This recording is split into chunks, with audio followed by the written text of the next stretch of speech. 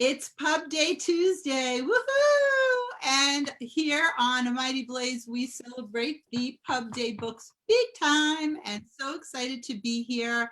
I'm your host, Robin Kall, Reading with Robin, and our guest to kick off Pub Day Tuesday, COSTALEGRE's out. Oh, we're both ready with this gorgeous new cover. Oh my God, Courtney, we didn't even set that up. I was gonna do you have the other? I mean, you got two. I'm ready. Ready. It is July 14th. It is Pub Day. And I am very excited to get to chat with Courtney. The last time I spoke to you, different world. Are you back home or are you still? I am home because it's true. I was actually stuck in Mexico where this book takes place for 2 months. Which I have an essay up on Tin House today about that experience. So we made it home in May, and I have been, in my house in Connecticut ever since. The funny thing is, so Courtney and I did an event together in Rhode Island when the Book Deal book came out. Yep. And that was a whole other world. Then I got to speak to you when you said you were in the jungle somewhere in Mexico. We had great reception. And then here we are we saw you at the Cardigan Connection when COSTALEGRE came out in hardcover. Yeah. You're not sick of us yet, Courtney? You're such a faithful soldier. And you know what's great about everything I do with you? We become like a Mickey Mouse Club. Yesterday or this weekend, I had an event with Bruce Halsinger. We were both in Paperback Row together in the New York Times, which was super exciting. And then he gave a talk before I did at the virtual Southampton Book Fair. And it just feels like we're part of this family. So I love it. And I'm really grateful for your support. The Gifted School. I saw you guys both in the Paperback Row. So exciting. Right? Yeah. Yeah, very exciting. Okay, well, let me give some type of proper introduction to Courtney Maum, who is the author of the novels Touch, and I am having so much fun hearing about you. That is the best title for now. I'm having so much fun. If you haven't read that one, go backwards and read. The chapbook Notes from Mexico and the handbook Before and After the Book Deal, a writer's guide to finishing, publishing, promoting, and surviving your first book. Her writing and essays have been widely published in such outlets as BuzzFeed, the New York Times, the Oprah Magazine, and Modern Law. She is the founder of the learning collaborative, The Cabins, and also works as a product and cosmetic shade namer from her home in Connecticut. Do you still name shades? I haven't been as of late because, like with everything else, the budget's just not there. So okay. I haven't named a color in a little while, but hopefully that work will come back. Right? What in the world would you name? How would you color this world right now? Probably like dysentery, would be a good name. Color of the year. Like at the Pantone color of the year. Giardia green comes to mind. Lots of hues of the vomit. Vomitorium hues would be very, very. Yeah. Go to Pantone.com for more Pantone color hues with Courtney Maum. So welcome back. Welcome to Mighty Blaze. So you were there for 2 months, but that was not your intention. That was not my intention. No, I think a little shy of 3 weeks we were supposed to be there. COSTALEGRE came out in Spanish in Mexico, and I worked so hard. I had been taking Spanish lessons all year. I wanted to promote it myself in Spanish.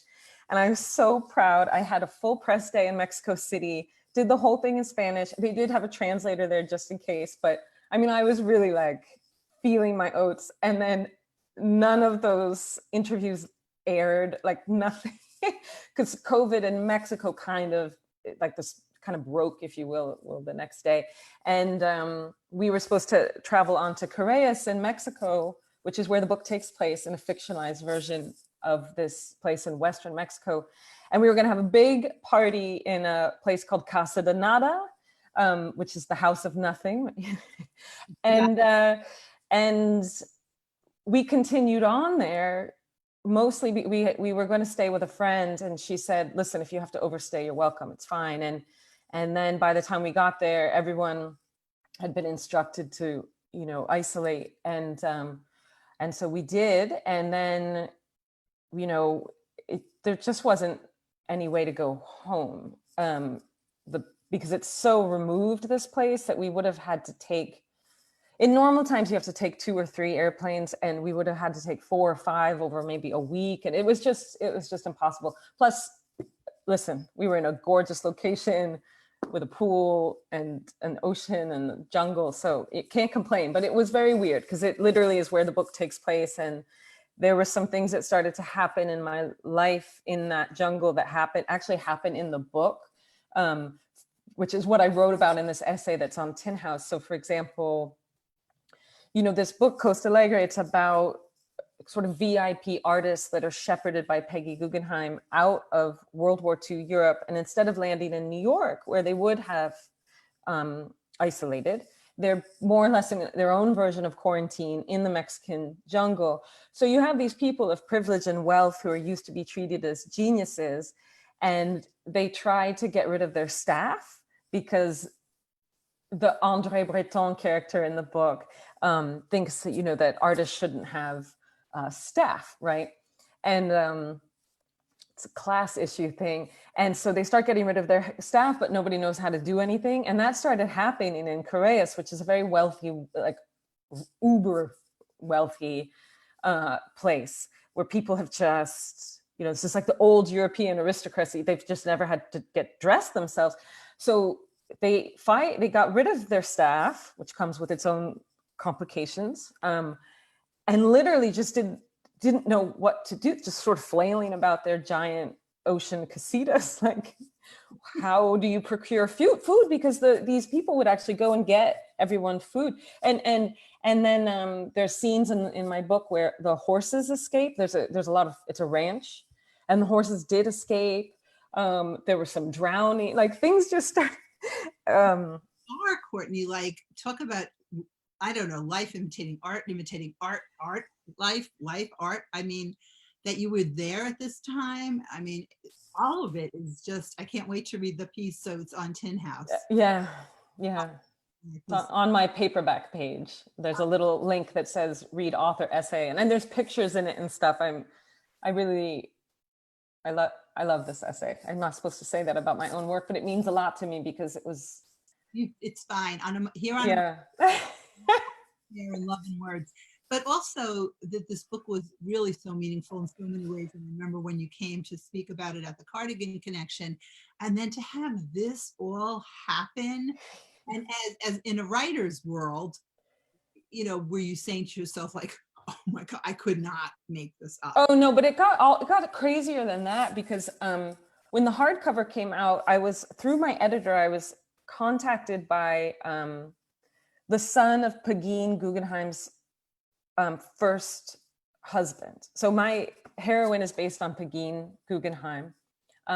She's a very troubled woman, the only daughter of the art collector Peggy Guggenheim. And so I get this note, a beautiful note from an older man. This was a year ago. He said, I read about your book in the New York Times. I want you to know that I would really like to read it, but I don't think that I can, because my father, who was the French artist Jean Hélien, left me when I was 4 and my mother in Virginia to run away with Pegeen Guggenheim. Wow. And then, we started up a correspondence, and he did read the book, and we've become very close. And he said that reading COSTALEGRE was the first time that he ever had compassion for this woman who otherwise ruined his life. His mother more or less died of heartache and other complications, leaving him orphaned. His entire life, just to him, Pegeen Guggenheim ruined his life. And so I went and visited him and his family last year, and he said to me, I would love if you could come back with your family. You can stay in my father's painting studio. So his father was my narrator's husband, and we went actually and stayed, his paint drippings are all over the floor. They've turned, it was just like, and then I started getting emails from André Breton's, someone who grew up with him as an uncle, and all these other people, the Guggenheims are starting to come. And It's Wow. really incredible. So mind blowing. And also because we've been connected with this book for quite a while now, to watch all of these ancillary and just like overwhelming, I got to think there's another book. Yeah, I'm thinking like if you've seen Charlie Kaufman's adaptation, where he's basically writing a movie about himself trying to adapt this book.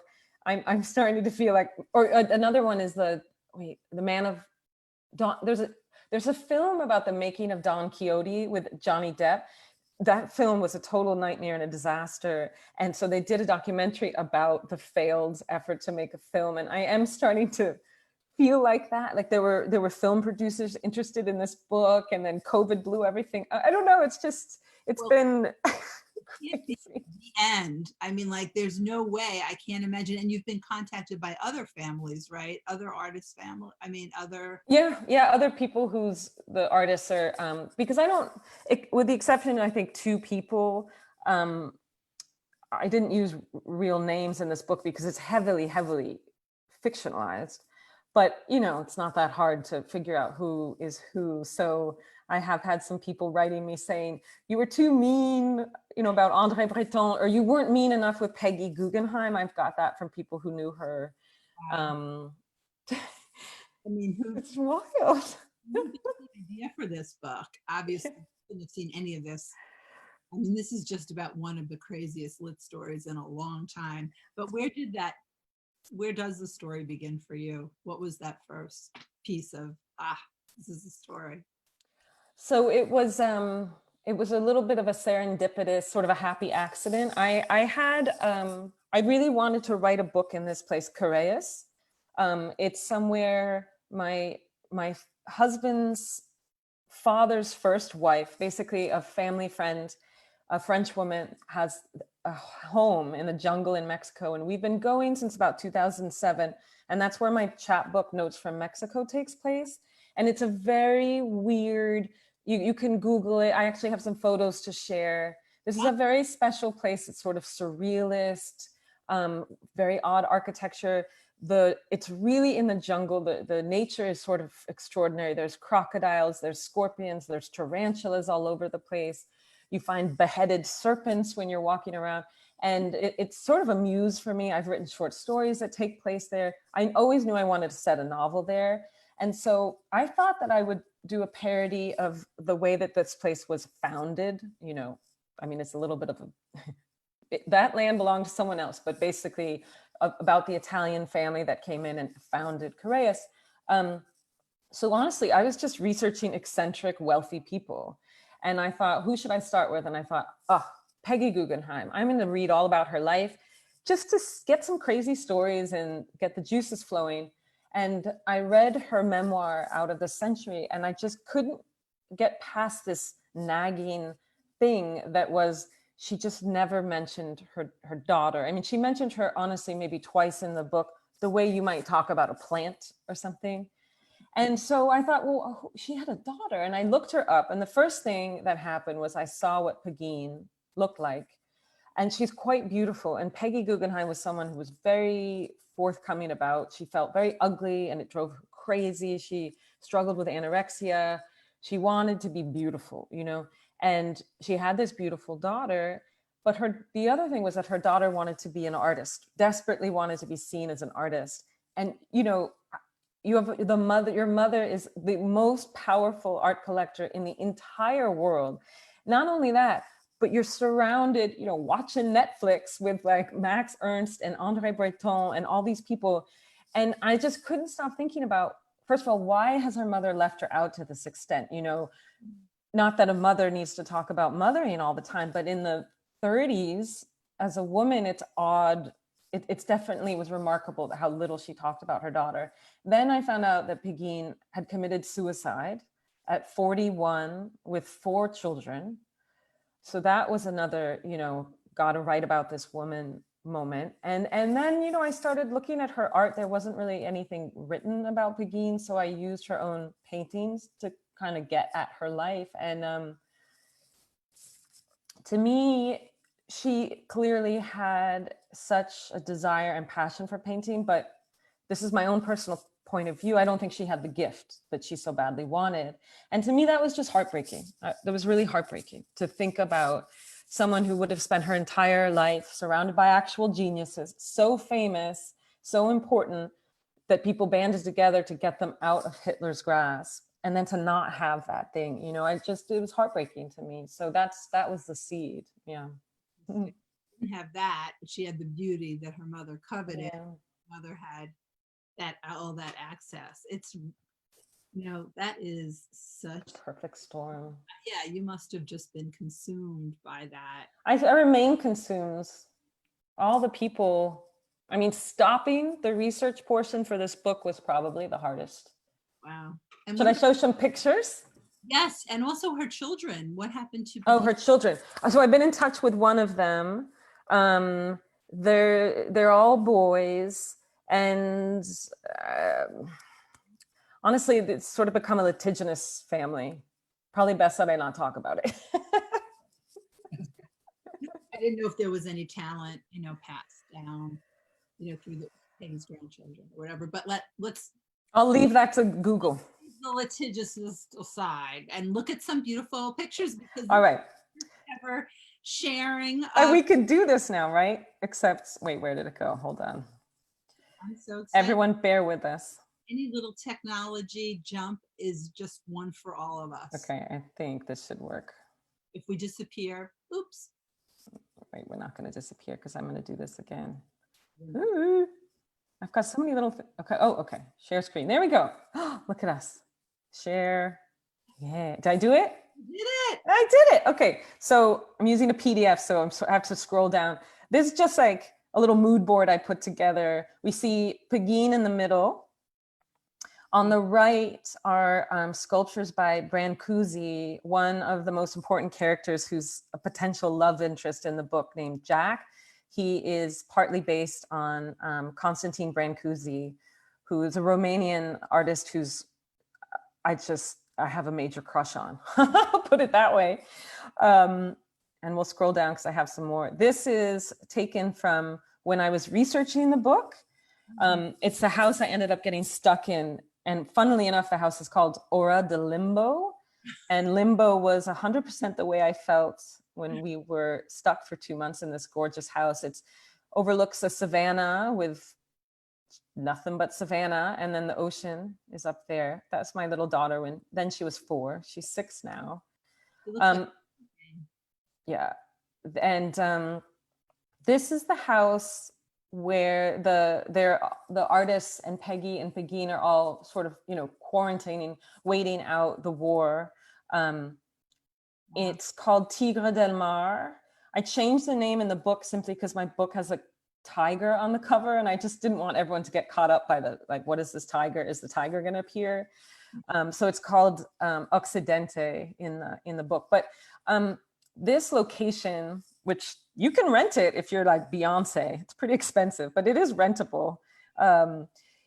It was very important because it's incredibly dangerous. This beach, which figures in the book quite a few times, called Tiopa, you can't swim here. The currents are so strong that you literally, you cannot swim in it. You go in it, you basically will not come back out. And that was really important because Peggy Guggenheim's father went down on the Titanic, which is just another insane piece of fact that sounds like it's fiction, but it's true. So her entire life had a deep, deep fear, but also a fascination for the ocean.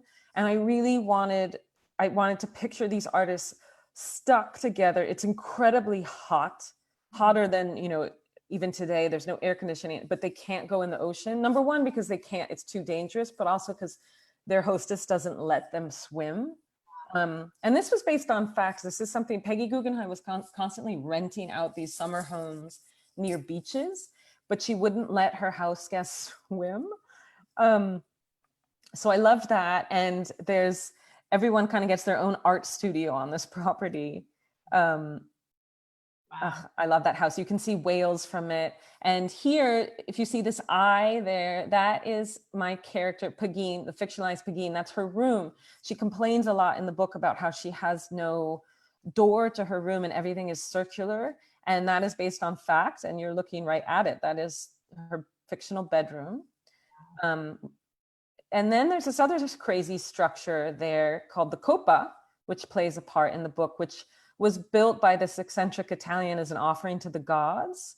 And it's right on the Pacific. Here's another picture. You climb into it. They do sound healing and things like that. So you see why it's truly like I had to set it. I thought I'm not going to set this book in New York City when I could set it here, right? It makes so much more sense. And then I mentioned I was lucky enough to go stay in Jean Hellion's studio. This was from our recent trip there with my husband. Oh, whoops, he probably doesn't want himself in his underwear, but there he is. And my daughter. Sorry, Diego. And there's some Jean. That, you know. Yeah, exactly. There's some Jean Hellions in the back. I don't think we could see the paint on the floor, but we had a lovely time staying there for a couple of days, puzzling, and there was no Wi-Fi, there was no cell phone access. And then his son, Jean Hellion's son, shared this with me, which is just so astonishing. So this is a drawing he did of Pegeen. When they got married, now she doesn't look very happy, right? This was a deeply unhappy woman. This is 1944. And I just think this is mind-boggling. And he has it now, the son, and he shared this with me. This is my picture I took while I was holding the painting. So just a couple glimpses of Wow, the fact and fiction tussling in this amazing way. I just imagine a series or something. I mean, or a story to continue. It's so fascinating. And also I can imagine as you're doing that work, where it would be hard to let go of the research because somebody brings you to somebody else, something happens and brings you somebody else to something else, and pieces start to click or make sense in a different way, and your writer's brain must be going, wow. Yeah, luckily a lot of other people have covered the same era. So like next week, for example, I'm in conversation with Julie Oringer, who wrote A Flight Portfolio, which is I'm so excited for that conversation because her book, so The Flight Portfolio was a list of the VIP artists and intellectuals important enough that people banded together, moneyed people banded together to get them out of Europe. And her book literally stops where mine begins. And in fact, I said I only kept the name of two people. Bill Fryer is one of them in my book. And he was a German, he was a cartoonist who turned out to be incredible at forging exit papers. And so Julie talks a lot about him. And in my book, he's with the rest of the group. He did all their exit papers. So I just can't wait to talk about her research process. Hers was much closer to fact, and I can't wait to hear about how we both went about writing our books and where they overlap and where they diverge. I think it'll be really cool. Fascinating. And when is that? Where is That's going to be next Wednesday. It's through the Strand bookstore in New York, but it'll be online at 7 p.m. And all of the info, you can go to the Strand or you can go to my website under events, and it's free. And .com, and from there you can find Courtney on Facebook, on Instagram, on Twitter, and at the Strand on the 20. What is time, Robin? Let me see. Let me open up my handy agenda. The 20 seconds. I know. If it weren't for the fact that pub days are Tuesdays and we know those dates, I could figure out the rest of the week based on what day today is. Like I know it's the 14th. So, Me too. I'm right there with you. That is basically how time for me now is, do I have a book out? Is it out yet? Right. Where am I supposed to be? Is the alert on my phone? Do I have a bra on? No. Well, it depends on where the camera is. I actually did do, and I won't say which one it was, one of my interviews, and I checked in with somebody before. I'm like, how far can you see? There have to be some pluses to just being totally boxed in, and they're running thin. They're running, it's not quite what it used. It's not the just novel situation that it might have been, I don't know, 4 months ago. And COSTALEGRE, and you can go to CourtneyMaum.com for more information. And it is out in paperback if you missed it in hardcover. But you really should kind of have both. The hardcover is exquisite. It's beautiful. They did. I mean, listen, Tin House does such a good job with their books, and I think they knocked it out of the park. I love both animals play a little bit of a role, and I love them. horses are in the book, and yeah, no, they're an excellent partner. Always, yeah. I loved when this came. I was like, oh, that's really cool because the hardcover was so great, but also just stands on its own and just the whole the way. Yeah. In. Thank Before you. I let you go, you're welcome. What are you reading? So I've been reading Up a Storm. I just finished Marie Helene Bertino's Parakeet, which was excellent. She is actually coming to cat sit for me because I'm going up to Maine to kind of sit in a house for a while. And I just started the Topeka School last night by Ben Lerner, which I love him. Oh, which is I do not have that. really blowing my mind because until I started reading, I read his 1044. Was it 1044? I always had this impression of him in my mind as like a impenetrable writer, the way he's talked about, but this is very accessible fiction. It's a real page turner.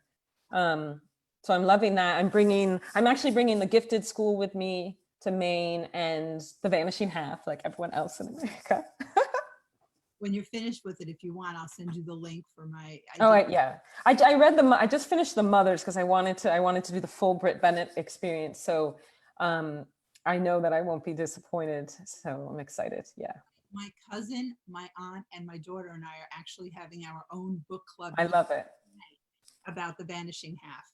And that's kind of like, a busman's holiday for me. So I was like, you guys, I'm going to be there and project, but I am not preparing for this. I did my work, and my interview is up on my Crowdcast page. But yeah, so there's nothing like taking books to Maine. So, I'm excited. Yeah. Travels. Yeah. Plus, when you go somewhere, you never know how long it's going to be. So that's right. Yes. That was one thing before we leave each other. I was laughing about. I should mention, we did not have internet when we were in Mexico. We were supposed to, but there was a supply and demand problem. So, maybe once a week I'd go to this plaza and check my stuff. And I was reading about all these people, how like no one was wearing pants and everyone was in sweatpants. Well, I had Book Tour suitcase with me because I'd come right from Texas. So I only had sort of form-fitting professional outfits. I didn't really have a lot of loungewear. And I was like, oh my God, I'm 2 months with this suitcase of, yeah. No, well, you have a thing with your suitcases because. Oh, you remember? Oh, Lord. Yeah. Courtney Maum coming to Providence and needing to get more clothes because her suitcase was. I left my suitcase in my driveway. Yeah. But yeah, people have not really been wearing pants, and the joke's going to be on everybody because one day I have a feeling we're going to have to wear pants. I'm not saying when it is, but I have this thought that maybe hot pants. Oh God, even more. Courtney, so much fun having you here. So good to see you. You too on Pub Day, and thank you for that awesome screen show.